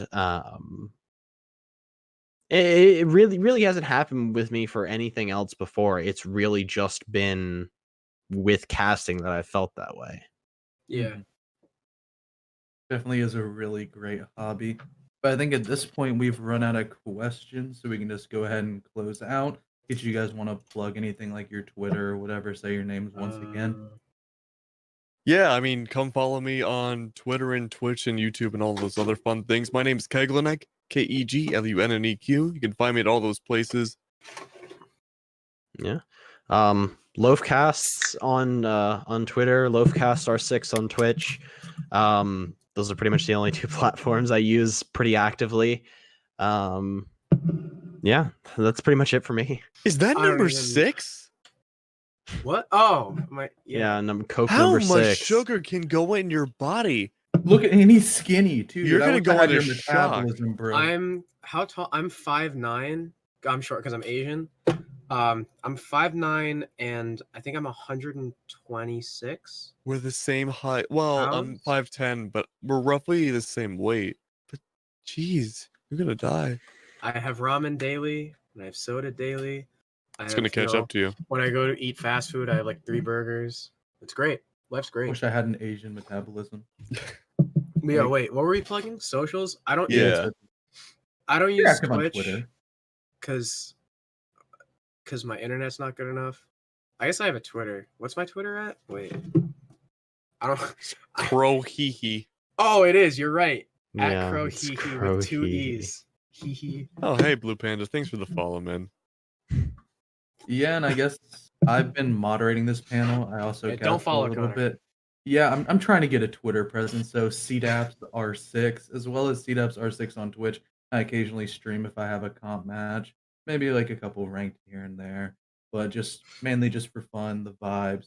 I'm sure Are you any can of cut. us? I was gonna say, are any of us casting anything soon? I was gonna say I'm doing ESA tomorrow, Tomorrow. ESA Siege, and then Yeah, my bad. what do you do? You do Monday for I, you, Keg, I do every on day of the ESA? week at this point, pretty much. For different leagues. I'm getting into CS:GO of all places starting next week, Ooh, but I'm taking the weekend off. After this week, it's gonna be a whole different ball game. So again, follow me on Twitter, and you can see where you can hear my beautiful sultry voice at. Yeah, Saturday.